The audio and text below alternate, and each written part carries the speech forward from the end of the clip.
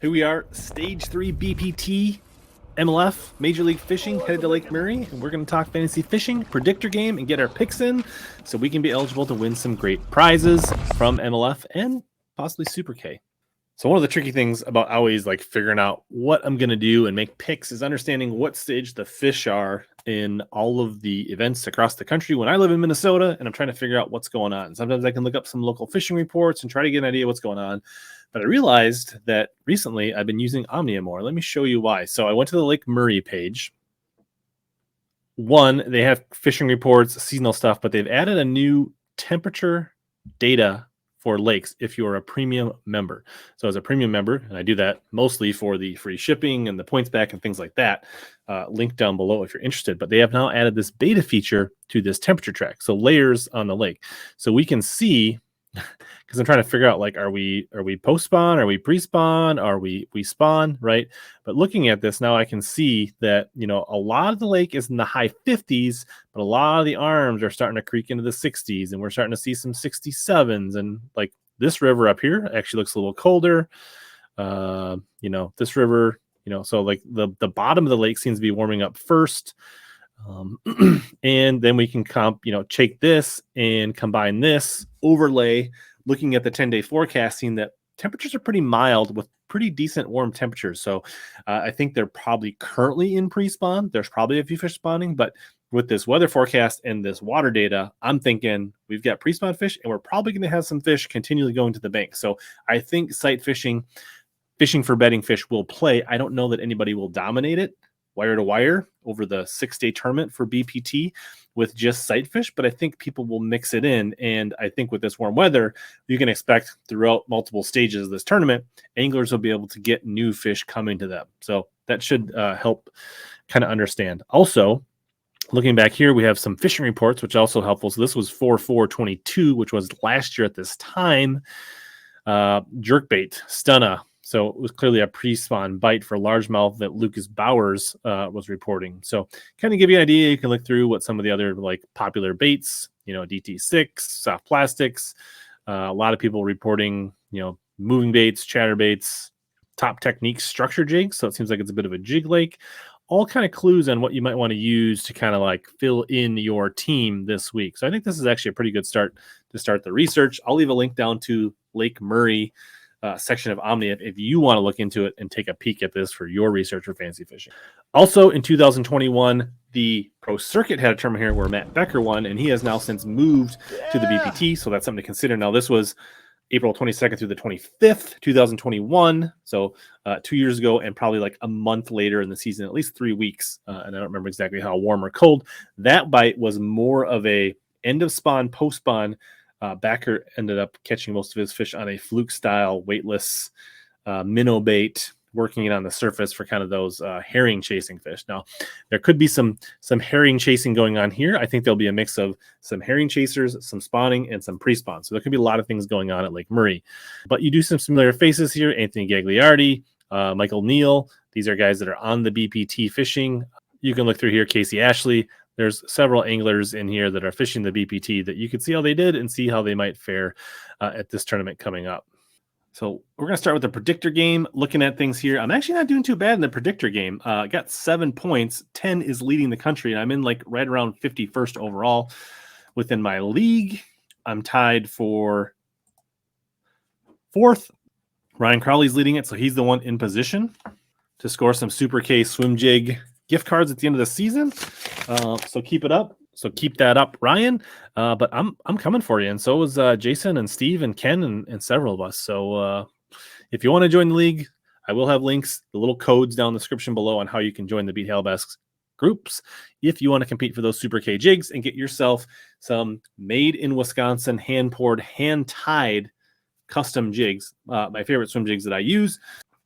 Pretty good deal. And if you can't wait that long, I will have a code HellaBass15 if you want to go ahead and just order something ahead of time and support Super K Jigs, a USA company. Support the channel. All right, let's look at the picks for the predictor, and then we'll move over to the traditional game. Which Mercury angler will finish highest? It's tough not to want to pick some of these guys, but I think I'm going to stick with the hot hand. Dakota Eber seems like he is catching them everywhere right now. Although Keith Poche just won the last event, I like Dakota Eber this week. Which rookie? BPT rookie. Matt Becker seems like the obvious choice. Has he won here before? But is he really going to strike lightning twice? A lot of good options here, but I'm going to go Spencer Sheffield. I think he's going to find some herring chasing pre-spawn fish to be able to capitalize in this event. What will the total weight be the last angler inside the total cut line during the knockout round? So we're going to have the top 40 anglers fishing a one-day tournament, and the top 10 will move on. So I think to make the top 10, I think it's going to take at least 15 pounds. It could be 10 to 15. It almost certainly won't take more than 20 pounds to make the top 10, but I'm pretty sure it'll take 15. But it could be it could be like 14 and change. So that's tough to pick, but I'm going to hedge my bets and say they're going to catch them this week. What will be the biggest bass caught during the championship round? So we got 10 anglers. I'm going to go 5 pounds to 7 pounds. That seems like the most realistic. Could somebody, Lake Murray absolutely has some giants in it. Somebody could catch a 7-8 pounder. But with 10 anglers, the chances are pretty low that one of them will get one over 7 pounds, where it's almost pretty certain one of them will get a 5-pounder. So I feel pretty good about this pick. How many bass totaling 4 pounds or more will be part of the 5 bass limits the anglers competing in the knockout round? So we got 40 anglers fishing, 5 bass apiece, right? So hopefully they bring in 200 bass. How many of those will be 4-pounders? I'm going 16. I think the guys in the lead in the top 2-3 spots might have a couple each, and then I think we're going to see those sprinkled out. And this might even be a little low. Maybe we should just bump that up a little bit. I don't know. Maybe I'm too conservative on that one. That's a tough one to pick.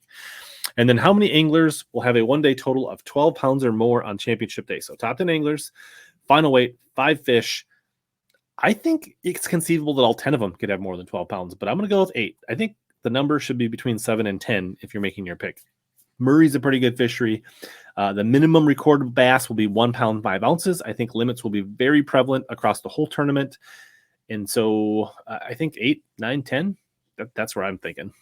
So let's submit our predictor picks and get over to the regular fishing game. Not faring quite as well here. I'm 300 pounds out of first, but we're doing our best to climb back into the traditional game.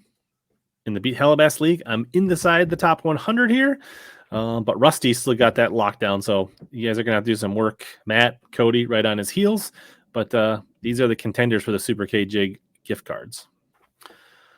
All right, looking at Group A, I'm going to take Jacob Wheeler. He's doing really well in points. I think he's going to keep things up here. Keith Poche, I think there's enough. If we look back at that river chart of Lake Murray and look at the map here, there's enough sneaky stuff way up here, and I feel like Rumbanis won a tournament way up a river one time, so I feel like Poche might be able to use that skinny boat and get into some water and might find himself some goods. So that's just a hunch, but we're going to put him on the roster just in case.